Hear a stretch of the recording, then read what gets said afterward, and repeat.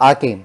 Culture can be defined as a set of beliefs, values, attitudes, habits, and forms of behavior that are shared by a society and are transmitted from generation to generation. Those are some of the factors why we form into group, no? Unintentionally we form into a group according to our culture. Ang culture daw is a set of beliefs, is a set of values, it's a set of attitudes, habits, and forms of behavior that are shared by society and are transmitted from generation to generation. Meaning, the way we behave, the way we believe, our values, our attitudes, our habits, our beliefs are being namana pa nato from our ancestors. It is shared from generations to generations. Meaning, unintentionally, we form into group according to our culture, according to our belief, according to our attitude, according to our values, according to our habits, according to our form of behavior that define us our culture. Say for example, we have different beliefs, no? So for example, mutuo ko ani, we have superstitious belief mutuo ta ani mag-group pareha mo tanan mutuo og superstitious belief. There are certain also group of people do not believe into superstitious beliefs, no? Dili sad sila mo kuan.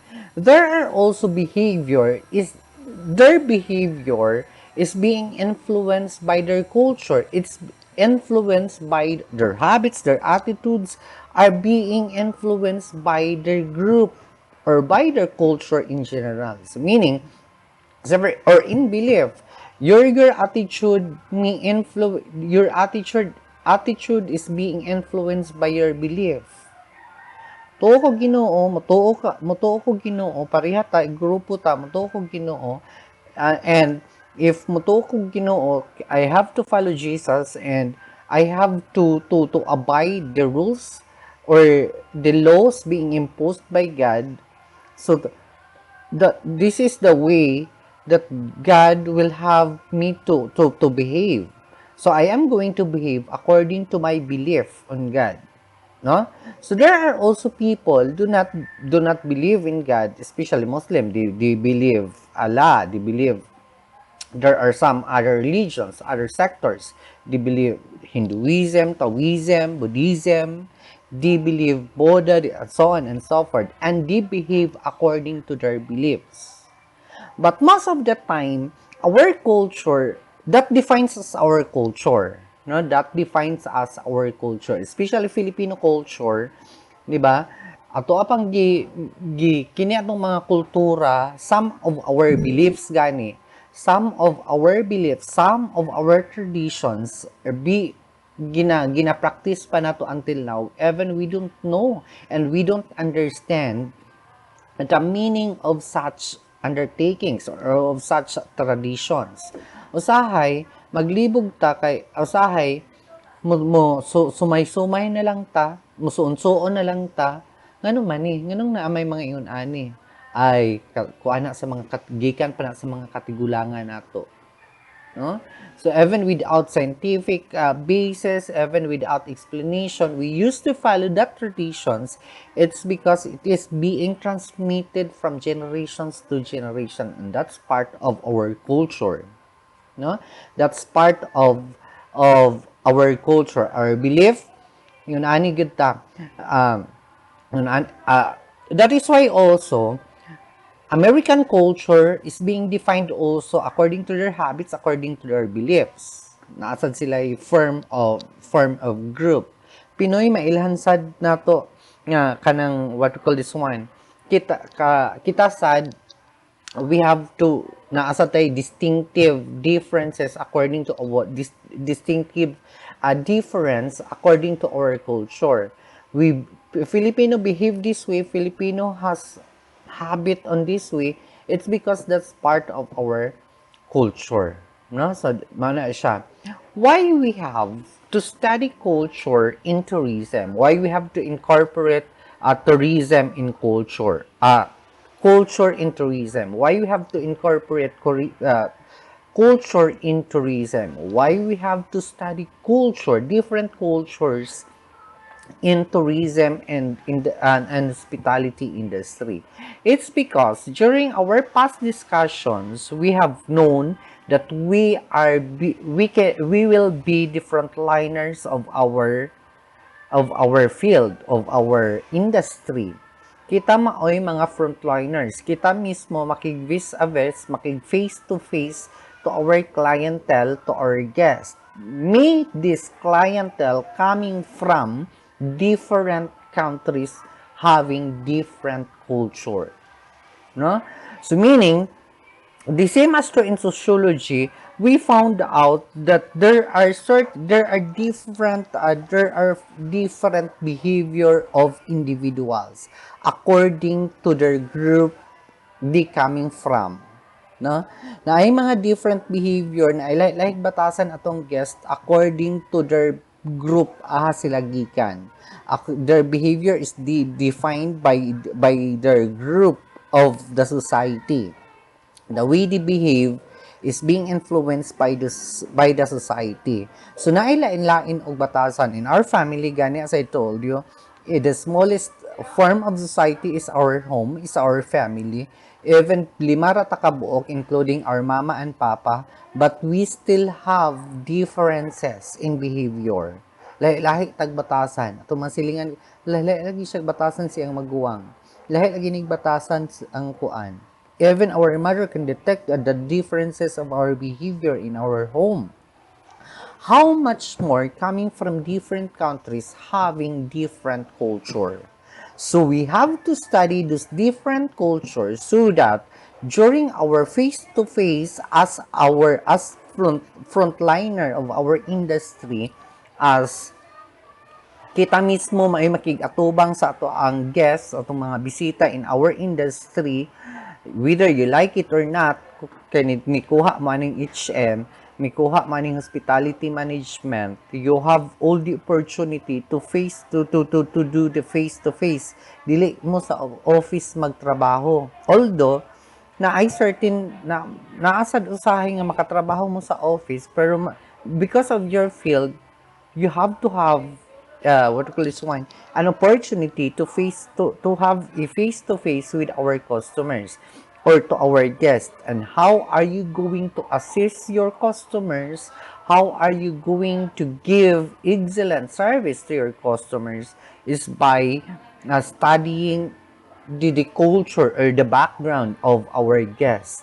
No, it's because there are certain factors, there are certain culture, there are certain behavior and attitude of different people that may differ from your own culture, and that is what I done, and that is what is called culture shock.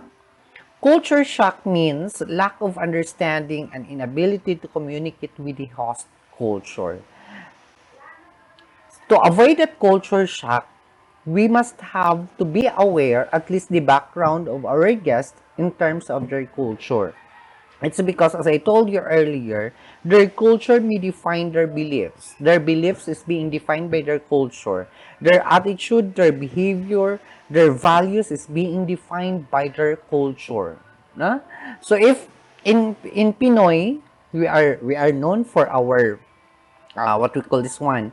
We are known for our kaning, we are not valuing time so much, no, we are known to be late, we are known to be lazy, we are known to be not particular with time. But in American culture, they are valuing so much on time. Mapita ning kining mga Pinoy, mingog alas 10 ang sabot, maabot alas 11.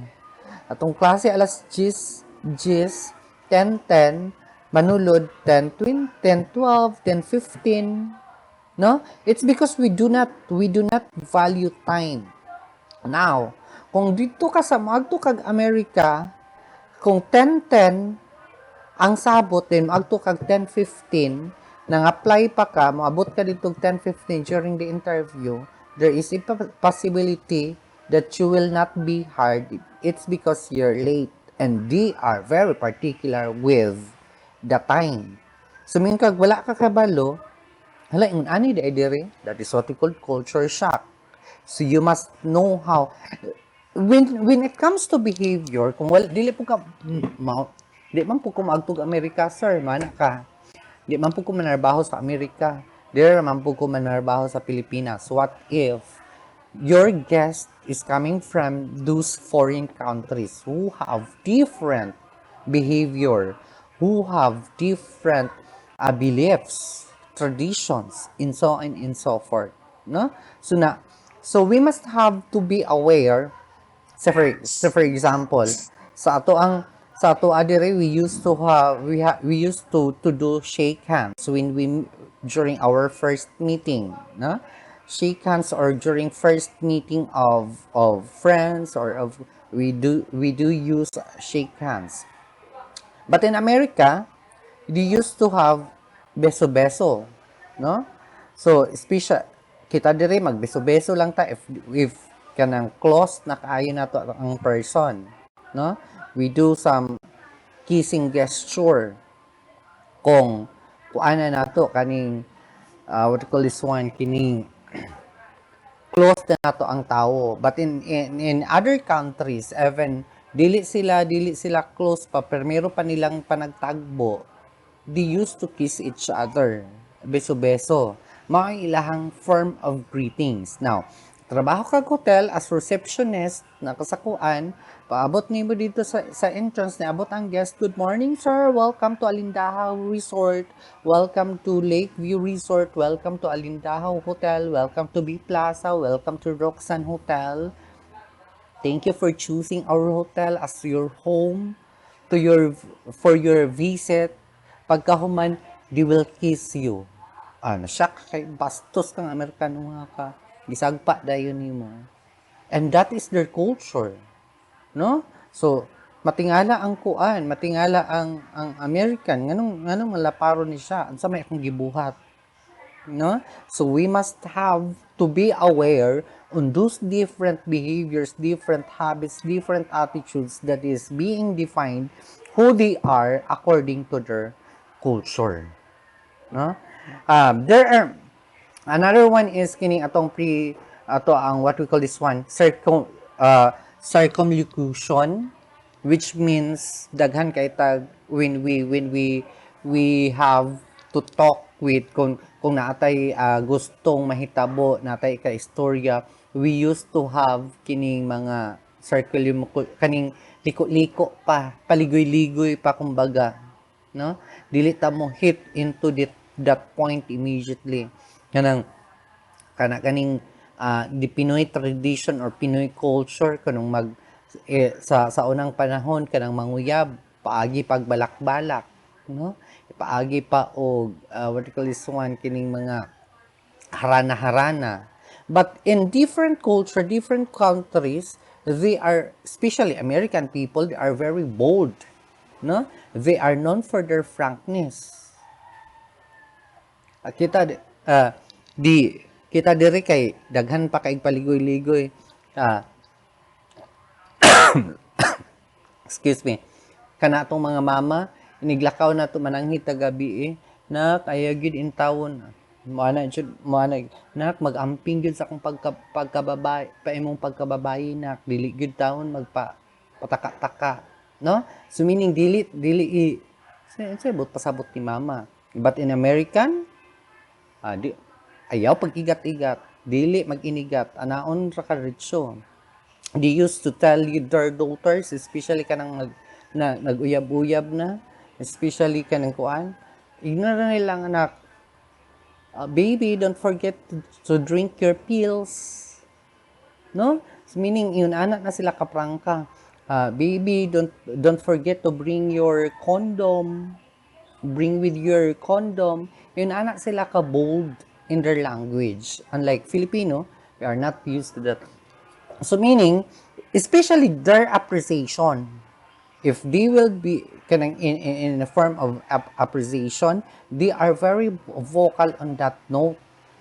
Sa to kay miuntag ignon taog ka ng makakita tagwapa lang ninduta na niya oy daghan kay patagkuan, especially kung opposite sex, dili ka makaingon diretso og gwapuhan nimo oy, gwapahan nimo oy first meeting, no? But in American, if they will see you, they will find you beautiful straight to your face. Even first meeting, they will tell you you're beautiful, you're sexy, you're hot.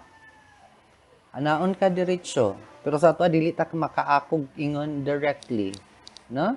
It's because our culture is, di ba, we are known for our pagkadalagang Filipina, pag conservative, very good, for our mahinhin, no? Pero in other culture, in other countries, the opposite of that one, no? If we talk about foods, distinctive foods nato is balot, no? The balot is not known to others. Kita ray mga unay og balot, especially balot.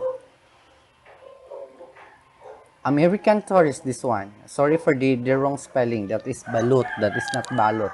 The cock, duck, embryo. American people do not find it tasty. Do not find it appealing to their mouth. Pero sa Pinoy, kaunta na. Bagong as well, itong mga ginamos, kita rasad na ingon ana. No? Sa man sila, oy, as well as kani atong mga kinamot ka, anong kinamot using our bare hands, they find it gross. No? They find it ew. So meaning, we have differences.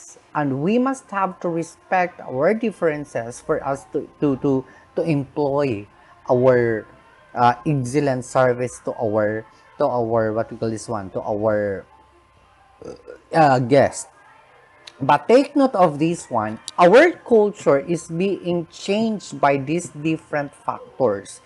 Our cultural patterns are being changed by internal by these forces. That is why you might wonder, hala, this is not the culture.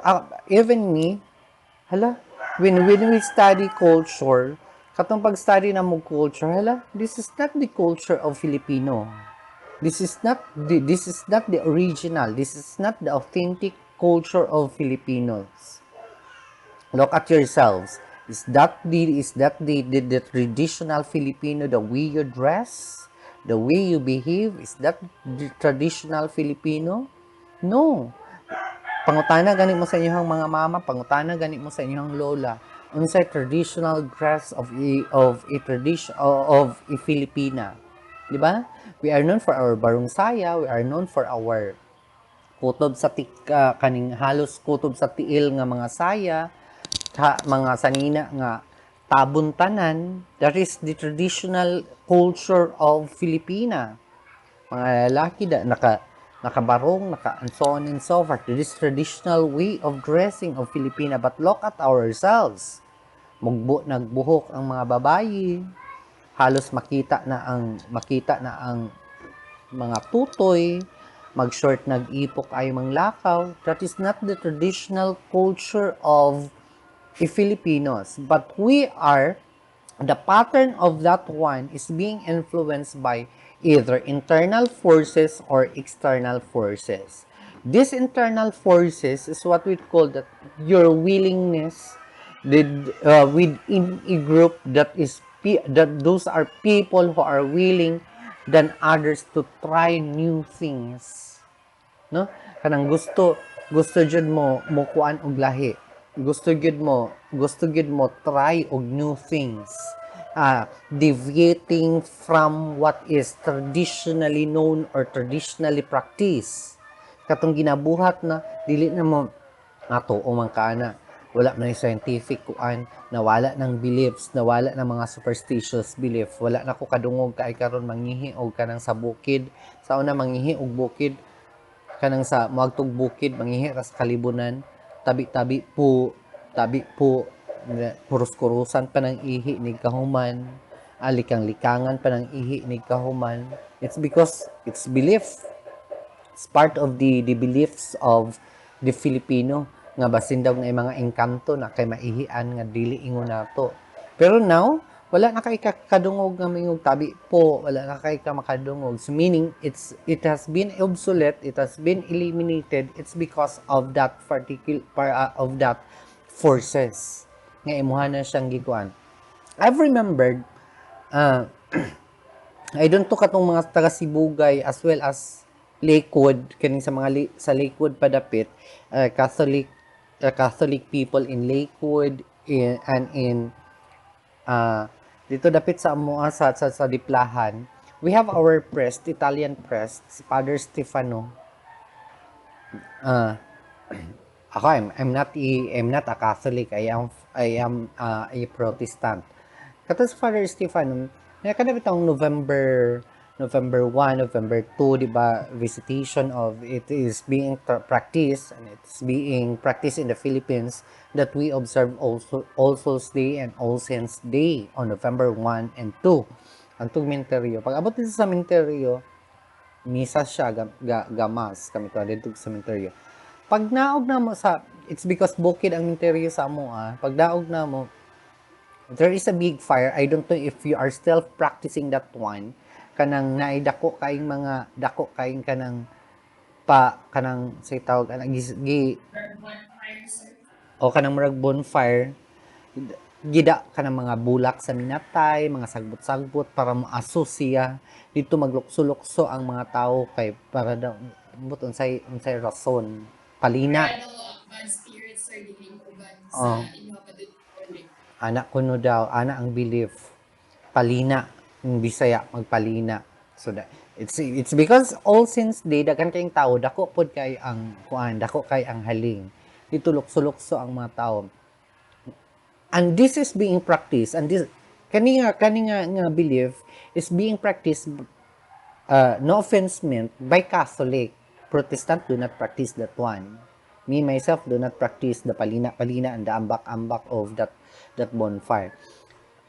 Roman Catholic, mga church the body of Christ, kato sila no offense meant sila may makato dito. They are still following the belief being shared from generations to generations traditionally, no? Even without without concrete explanation why we have to practice that one. So daghan na kay dito. Majority of sa bisag ahaman siguro nga lugar, majority are Roman Catholics and kining mga inana na Protestant. Ambak-ambak na sila dito. Nakita ni Father Stefano. Adto siya dito. If I'm not mistaken, murag dili pa da ito si Father Stefano, si kuan da ito, murag Father Ilario in Australian press as well. Tan-aw niya dadto unsa ning mga tao dira gaambak-ambak. Ay namalina padre. I really overheard him nakadungog yung kuniya nga niingon siya mga buang-buang mga yawanon nagpractice naglukso-lukso sa imperno. So meaning it's not the church that teaches the traditions or that belief. Kay pare ba siya and mostly Catholic ba ang majority Catholic ba or all of the Catholics ni ambak ba gito ni malina na palina kuno then ingon siya nga buang-buang mga yawanon nagpractice na og ambak-ambak sa imperno. So meaning it's not the church, it's the traditions, no? It's the traditions being influenced from generations to generations. So karon makakita ka dili gid ini siya dili gid pasangilan nga ang Catholic daghang tuo-tuo. It's been practiced by tradition. It's been followed from generations to generations from our ancestors. Gikuan sa ancestors. Now, karon after that one mga pila ka daghan pud mi nakadungog ato kay ga microphone man ang pari so murag it's awakening to the people nga dili day gid siya unnecessary nga magpalina-palina. After that one, this is what we called internal forces. It's because there are also people after hearing hearing the kuan of depressed, the statement of depressed, the next year wala na kay na malina. Wala na kay nag-ambak-ambak. Pagsunod nga kalag-kalag wala na kay nag-ambak-ambak. No? Wala na kay before, if you visit a cemetery, especially during November 1 and 2, you can really find a lot of foods offered to kaning lubong sa mga kuan. Ipangdalaan pag tanduway. Yeah, na-inventory hala kay palahubog ra banig tanduway, dalag tanduway. Son pag-inom, no? Dalag bingka, dalag mga budbud, paborito ra ba niyang humba, dalag humba. But now, gradually being eliminated. Wala na, dili na kay kakakita. Although there are still, pero rare na lang ka in our cemetery, wala na kayo may makakita, di na kayo may makakita nga na mga halad-hala dito. So meaning internal forces, there is a willingness to change the pattern of the culture. The same as true as there are really people still there are still people following the traditions or following the what is being practiced from generations to generations. Unsa man siya ay dalagang Pilipina ra manggugid gihapon. It's because she don't have that willingness to change the pattern of the culture. We also have what we call external forces. What is this external forces? This is what are influence coming from what we have seen. No? Kanang, especially what is trend. Kani atong gipangbuhat karon nganong nangalahi natong color, nganong nangalahi tag forma, nangalahi natong sinuotan, nangalahi na pud ato ang tinubagan sa atong mama, kusog na ta motubag sa atong mama, kusog na ta motubag sa mutibad sa atong papa. It's because we are influenced by those different culture. That is what we call external forces. Pinoy pagyod, we are tagged and we are known as great imitator. Pinakakusog magsundog-sundog. Even kita lang ganit tag gabangs. Uso kaing bang sa kuan, uso kaing bang sa Korean novela. Halos ta ng babae gapabangs bisag wala nay angay. No? Sag mura nagkabayo og nawong na mura na hinuog kabayo og nawong, mura na hinuog kanding bagong naalutan. Tungod kay uso hala pabangs. Colored og buhok, colored tanan bisag na mura nagbadyaw, na mura na itom kaayo nagpa-blondie, na mura na hinuon og mananagap. Tungod kay uso, and we used to imitate what are trending. That is what we call external forces. That is why in marketing a tourist destination or tourist attraction, we have what we call this mass follows. This one. Mass follow class suggests that a destination first attracts a small number of high-status individuals whose actions are eventually copied by a large number of persons with lower income status. Sa daw, ang ginabutang nato, it's because kusog kaita magsundog-sundog. Mao ni the marketing strategy is that with what we call mass follow class. Unahon daw nato kining this particular tourist destination must be first attract. Dapat atong una-unaon perminti nga when we are going to develop our own tourist destination or tourist attraction, we have to take note those higher income status to be attracted to visit our destination. Ayaw gid paguna-una nga pangmasa ra ni kuan ra ni pang lower income status. Pag una gida una nga pang higher income status ni ako ang gibuhat nga attraction. It will attract higher income status. Kay kinsa man da ito atong ginasundog-sundog. katubang mga parihara po nato pobre or mga pobre o yamot or mga kuan, no? Nisundog ba ta sa atong gisundog-sundog ba nato to ang mga eto silingan medyo hikahos gamay sa kinabuhi, marag lower income status, kita nakaangat-angat gamay. Sundog-sundog ba ta nila? Wala. Kinsa man atong ginaawat? Kinsa man ato ang ginasundog? Are those higher income status? Are those people belongs to higher income status? No? So, agto nato dito inigkuan sa mga gamay pa ang mga mangbisita nga mga dato nakitaan sa mga pobre, sundog din ang pobre agto dayon dito, and it attracts a large number of tourists. That is why uh, unahon daw, according to must follow class, we must first attract all the few high income status, pero later on, it's because of this, what we call this one, it's because of this um, external forces, it's because of that note that we keep on imitating, we used to be influenced by those different people. So sila sa few, mag-follow na dayon ni ang kanang mga in the average income status or in a lower income status, no? So that is what we call mass follow class. Okay, we have actually the importance of cultural tourism is promoting cultural relation and international cooperation. Since we talk about in psychology and in sociology of tourism, we talk about respect, we talk about preservation.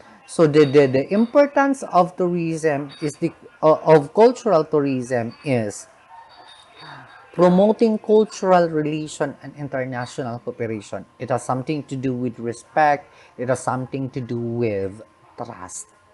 No? Whatever as I told you earlier, why we have to study the different culture of our guests, at least why we have to study the different, at least a background of their culture, of our guests, it's because we have to respect manang miingon ko, may kuan ko, we have to respect our differences. Even our own culture, kana di ba we have different ethnicity. As I told you, I am a Protestant, sila Catholic, they are practicing lokso-lokso atong palina, atong palina. Ayaw sila libaka. Ayaw sila awaya. Why they practice that one? It has something to do with respect. It's because it's their belief, respect it. Respect their differences. Cultural understanding. To avoid chaos, to avoid trouble, respect our, expect na lang, expect and respect. Expect and respect that we have differences. Natay kalain we have differences. We might differ from our attitude, from our behavior, from our belief, from our traditions, what we have practiced. We have to expect that we have differences on that one. No? A very good example is our religious affiliation. It's because we have different belief, we form different sectors. Na UCCP, na Grace, na Church of Christ, na Mormons, and so on and so forth. What matters most is you respect that differences. You respect that culture. That is important. That is one of the importance of cultural tourism. No? And most likely, nowadays, preservation of culture, no? It's better to preserve. It's because it defined us as our culture defined us as one country, no? Dayon kung mawala na siya, na mix na siya, mawala ato ang identity as Filipinos in terms of our culture. Especially, we are very what we call this one, we are very known to be hospitable to our guests, no? We are known for that one. That is why we attract a large number of tourists we attract large number of visitors coming from different countries. It's because we are noted as being hospitable. We really took good care of our visitors or of our guests. Nawala na tungkuan. Dili dapat nato walaon ang katong, although medyo katawanan kanang bisitaon ta ba, bisitaon ta sa tong bukid atong mama still keeping mga plato, mga baso gipang taguan sa cabinet, unya ra ipagawas og naay bisita, no? O inig nay mo bisita sa ato, ay ipagawas tong habol, ipagawas tong bag-ong plato, ipagawas tong bag-ong baso, ihawan jud og manok, no? Ihawan jud pakanon jud og taman. We treat our visitors, no? We are giving so much value to our visitors. We are noted on that one entirely sa world. Filipinos are noted to be hospitable to their visitors and to their guests. That is why we attract a large number of people. It's because they know and they are sure that they will be taken care of, no? Sa when they visit Philippines. Sa atong mga sa diri sa kuan. So we have to for a while. So we have for a while nawala ko.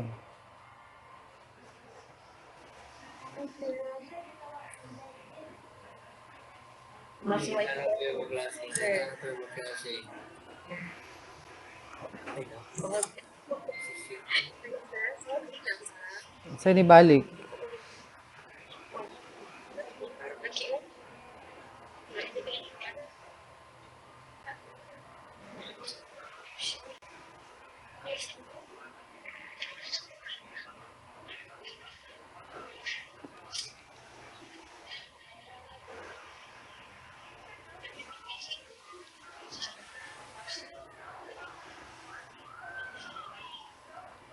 Paaboton sa nato mag-discuss ito reta.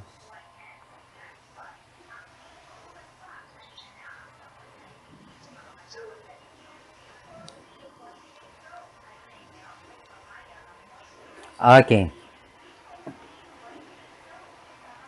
Lagaw tong kalit. Okay.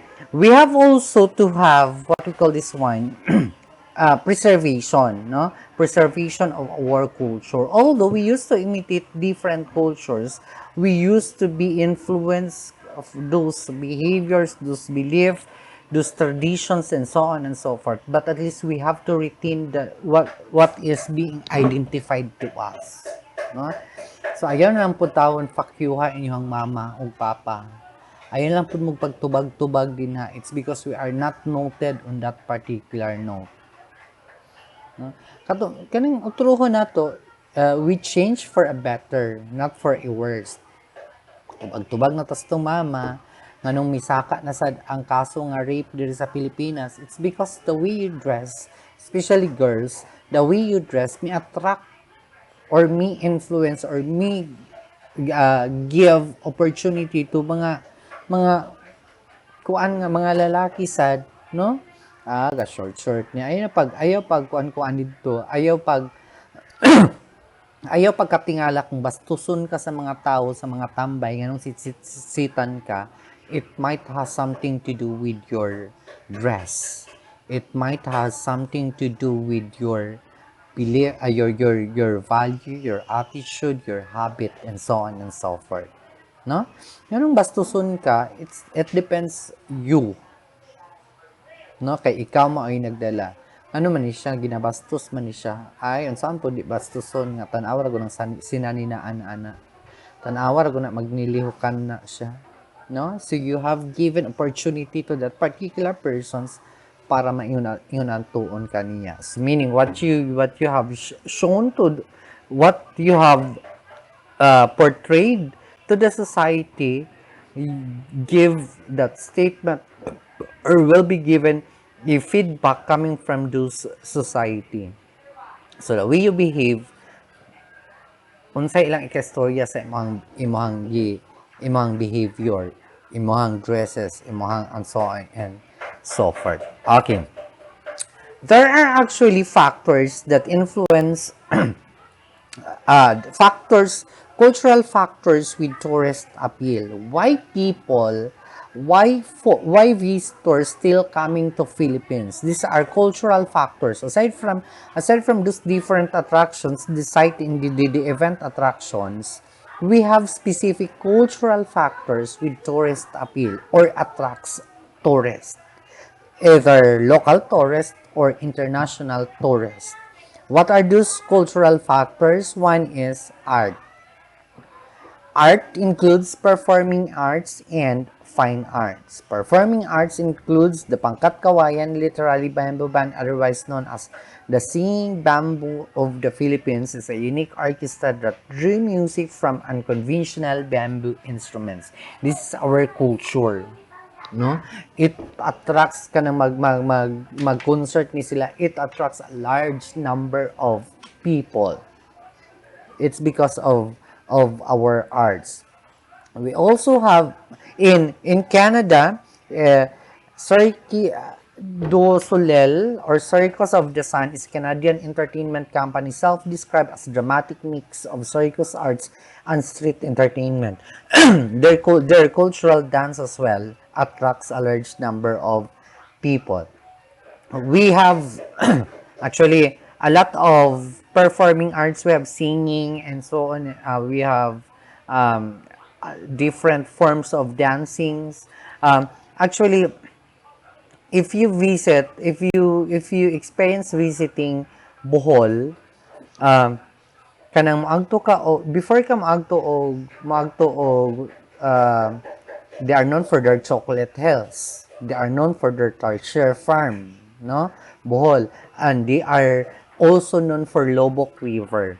If you experience cruising the Lobok River in Bohol, kung agto ka dito sa ilahang murag station, murag kaning pantalan.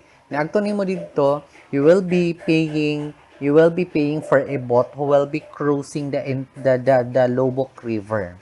No, mo biyahe padlong sa Lobok River.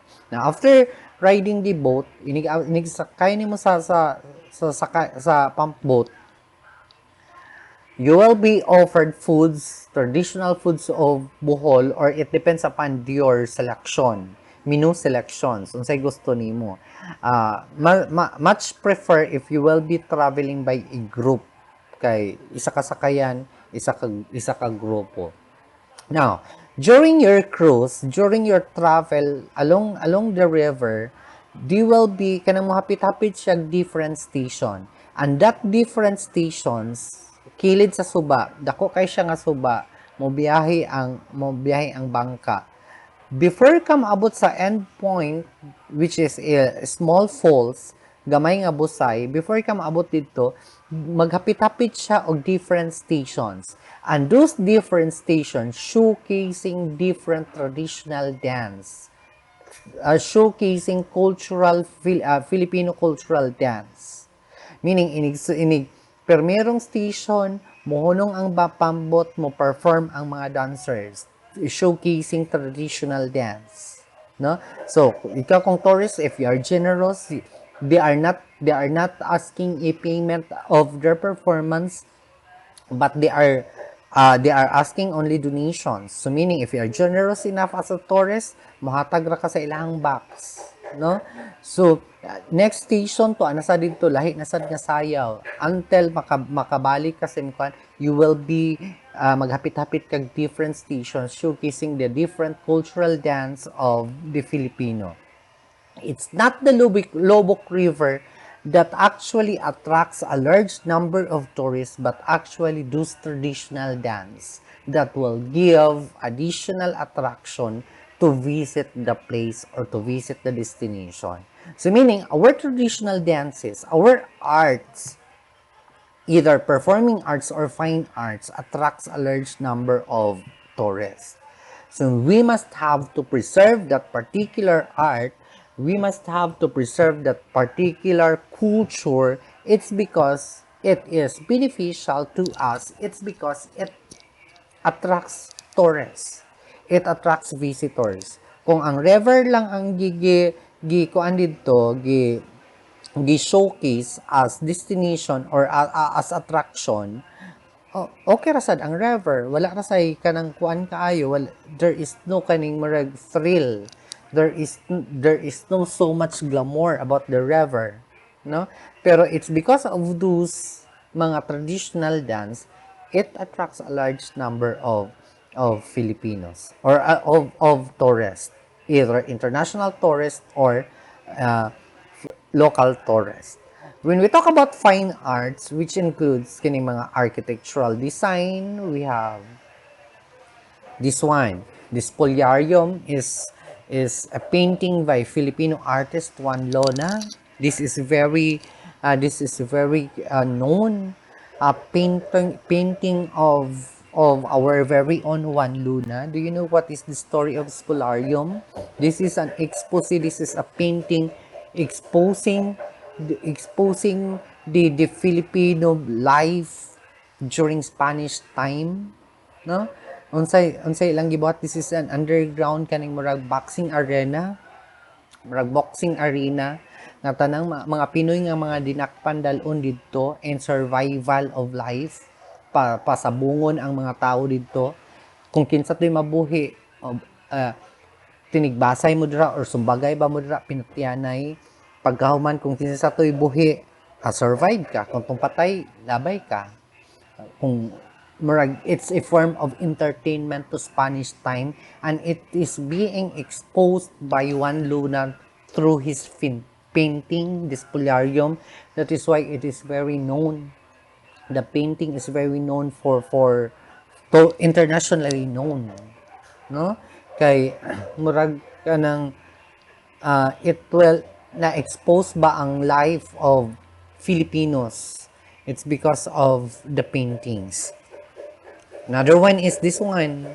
A very known Mona Lisa painting is a half-length portrait of a woman by the Italian artist Leonardo, which has been acclaimed as the best known, the most visited, the most written about, the most sang about, the most parodied work of art in the world. But it's not the Filipino artist. Music and dance. Music is a major source of enjoyment and satisfaction of tourists. As I told you, we have different traditionals. Kulintang is a modern term for ancient instrumental form of music composed on a row of small horizontally laid gongs that functions melodically, accompanied by larger suspended gongs and drums. But in other countries, there are also different instruments that attracts a large number of. Sa toa, kundiman is a genre of traditional Filipino love songs. The lyrics of the kundiman are written in Tagalog. No, karon dili na kay ta makadungog kaayo og mga kundiman. Nakadungog ra tag kundiman kung naay mga buwan ng wika, celebration, and so on and so forth. The melody is characterized by a smooth, flowing, and gentle rhythm with dramatic intervals. Kundiman was the traditional means of serenade in the Philippines. Dr. Francisco Santiago, the father of the Kundiman art song. Hawaii Calls was a radio program, so we are not going to what do you call this one, discuss those different countries what do you call this one, dance, since you will be doing that one in your report, no? The Bayanihan Philippine National Folk Dance Company is a group of Filipino dancers. They are traveling abroad performing this group of dancers, Bayanihan Philippine National Folk Dance Company. They are traveling different countries worldwide.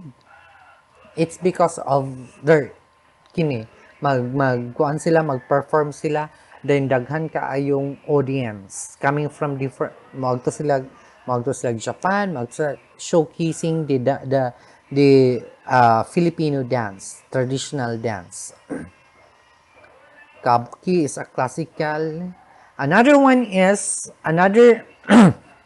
Another cultural factors with tourist appeal is handicraft, no? Handicraft to satisfy tourists, gifts and souvenirs for sale should be locally made or manufactured within the country. Mas nindot bitaw ka nang moadto kag di ba kita kung moadto as a form of souvenirs, as a form of gift to our kuan, as a form of pasalubong, it's very good to have item nga coming from originally made to the place we visited. Bisan gani ka nang magtutag Boracay, ay daghang mga perlas diri nga mga shell, sa manugon dayon tag magtutag og kuan. Huy magto kag Boracay, huy daghan daw kay ka ng mga borloloy dito nga mga made of shells dal-imi ha. See, that is locally known, it attracts, no? It attracts tourists. We are blessed with rich natural resources. People from different cultural communities discovered how to fashion useful and beautiful things out of wood, bimbo, rattan, abaka, coconut shells, kapis, shells, and objects abundant in nature. We have a lot of what we call this one. We have a lot of resources to be made as souvenirs, or to be made as, no, meaning we have lampshades made of coconut and so on and so forth that will remind the handicraft of that particular place you have visited. Magto ka dito, magtukog buhol kinahanglan na okay kitchen of departure dapat na and so on and so forth, no? We used to keep objects, so it attracts tourists, it attracts number of tourists. Kasagaran magto gidayon og magto kag usa ka lugar mangita gyud kag pasalubong center. It's because the pasalubong center will be showcasing the handicraft of the locality, no, unsay naa dito, especially if we are known for that particular note, no, sa mga handicraft. Another one is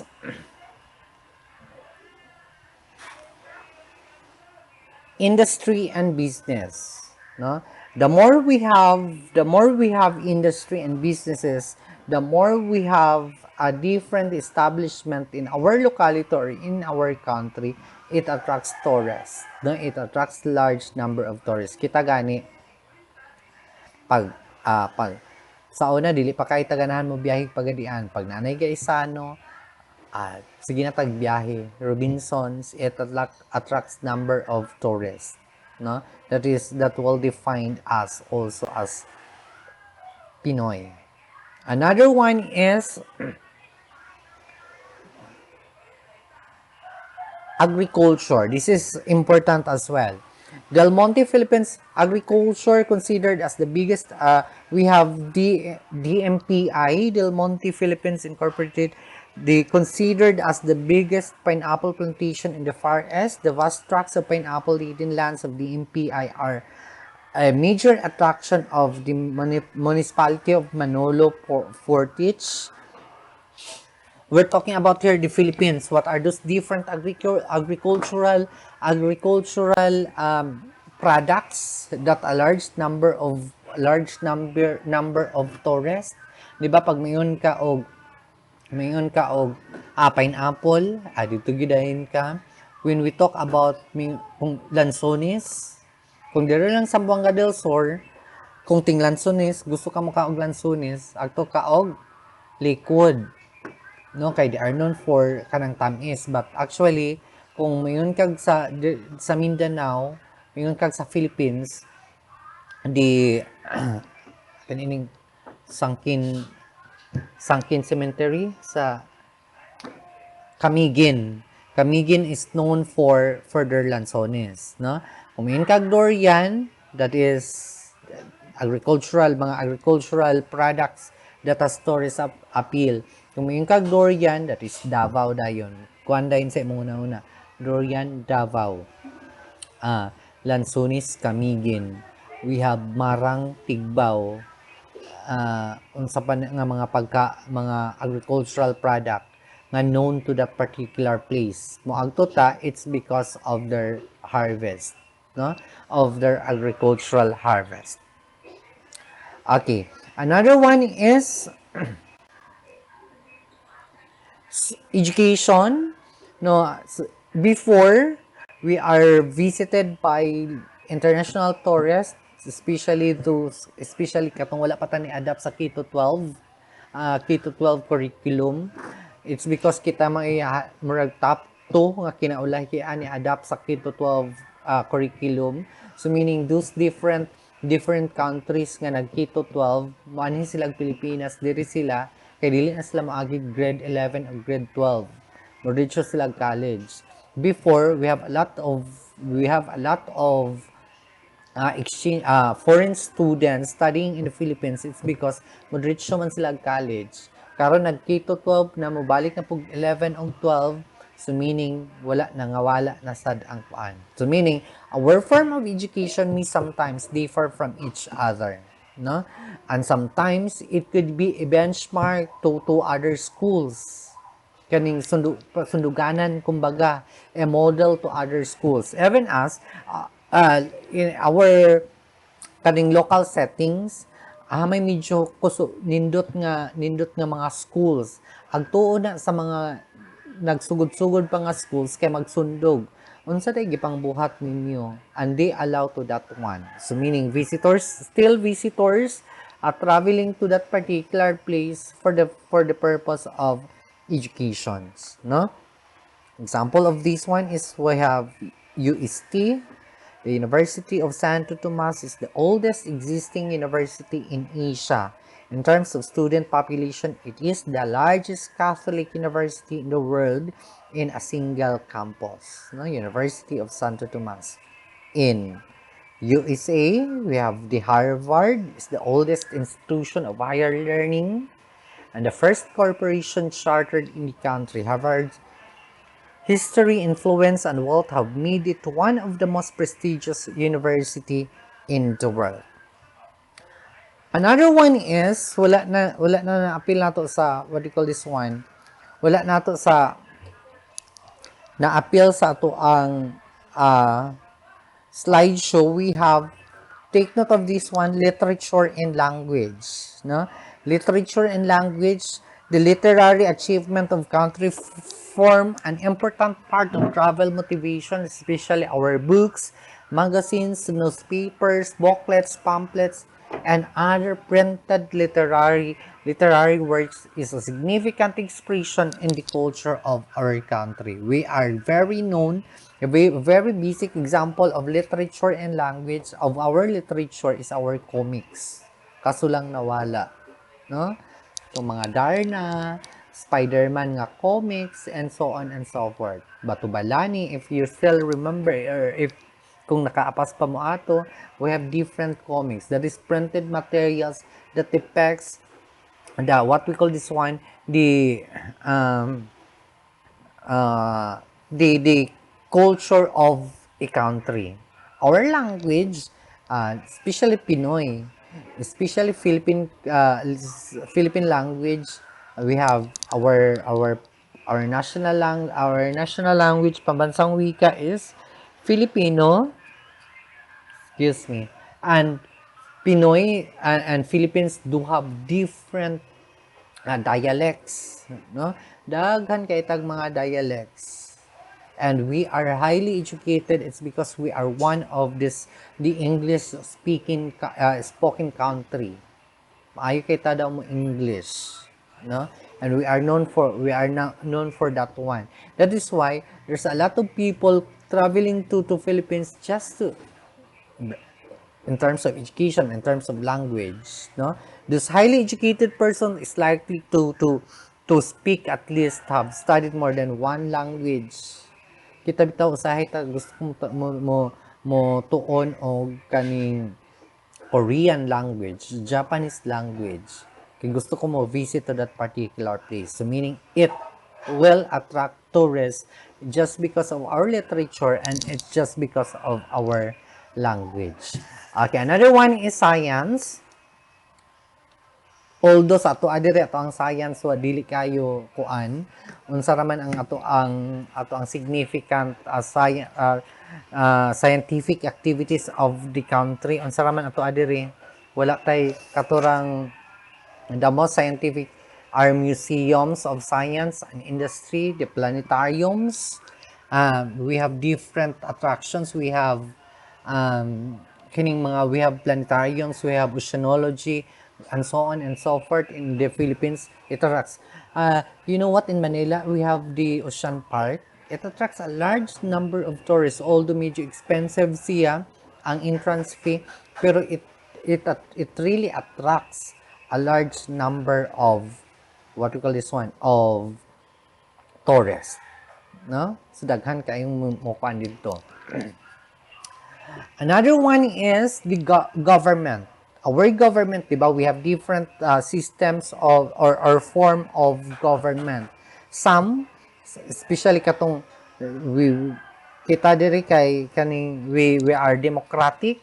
So sa ang uban kay gusto mo sundog og democratic manhi diri or some mo visit dito to study democratic form of government. Ang uban pod maagto dito sa ubang lungsod ay ubang what do you call this one uban nga mga country to to study their different form of government in that particular country. So meaning our government, although it's not large number of tourists, but still it attract tourists, our form of government. Another one is our religion. The religious pilgrimages is another motivation of travel. The most popular among the Muslim is the pilgrimage to Mecca, no, di ba? Culture kini mga religion nato, we have different forms of beliefs nga for us to become holy, for Muslim people, for Muslim friends, they will be traveling to Mecca, no?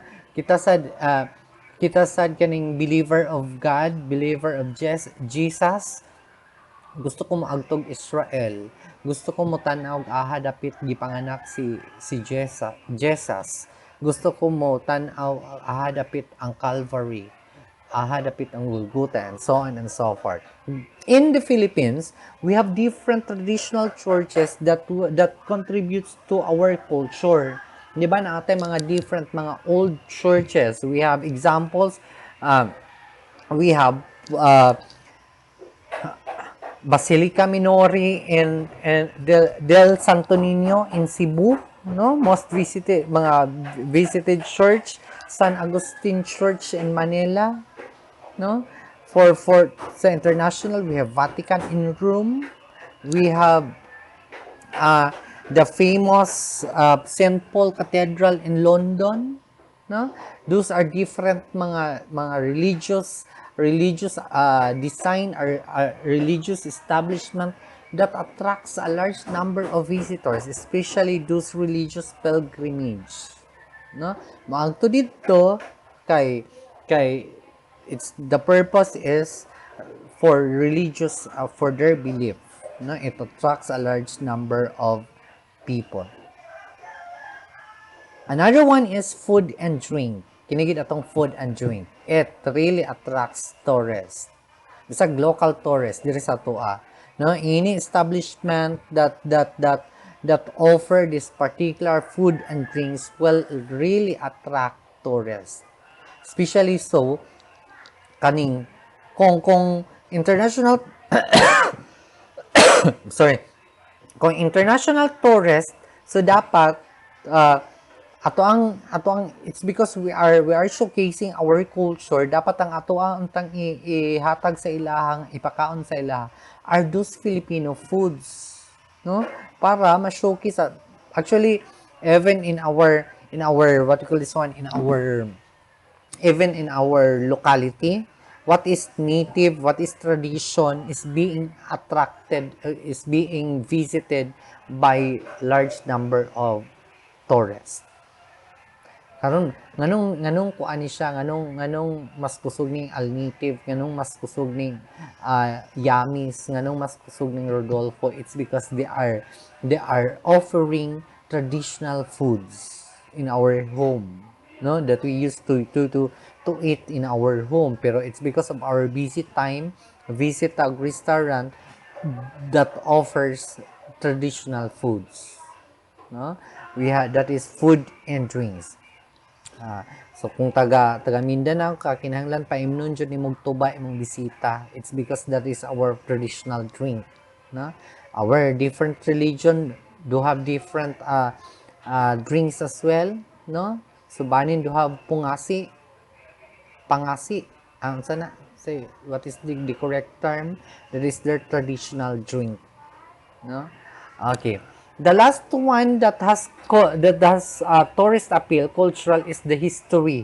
The history of our country, although it doesn't attracts a large number, dako nga grupo sa mga tourists, but it attracts especially those pursuing education, those historian katong nag-study of history that will, but actually our museums that will depict our different culture, different the history of our culture, or the history of that particular country will be found in different museums. That is why museums is visited, being visited by a large number of people. I just hope in Pagadian City there is a museum showcasing the history of Pagadian, of Zamboanga del Sur, no? This man lang. In it's because in Cagayan, the Xavier University, in Xavier University nga museum, naa sila kuan dito museum, but depicting or showcasing the different traditional dress, katong ug unsa lay mga artifacts nga ilang nangakitaan. It's not specific, pero it's, if there is a museum in Zamboanga del Sur, I just hope it will showcase the history of the whole Zamboanga del Sur. So those are the different cultural factors that has tourist appeal. We have art, music and dance, handicraft, industry and business, agriculture, education, literature and language, science, government, religion, food and drink, and the last one is history. Questions or clarifications so far to our discussions?